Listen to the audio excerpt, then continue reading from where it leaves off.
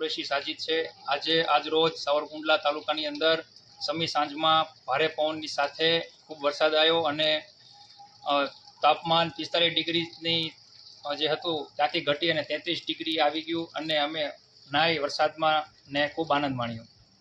ખેડૂત મિત્રો પણ અને સાથે સાથે માલધારી ભાઈઓ પણ વરસાદની આગમનથી ખૂબ રાજી થયા અને એમને પહેલી કિરણ દેખાણી અને પ્રથમ વરસાદમાં અમે લોકો નાઈ અને ખૂબ આનંદ માણ્યો।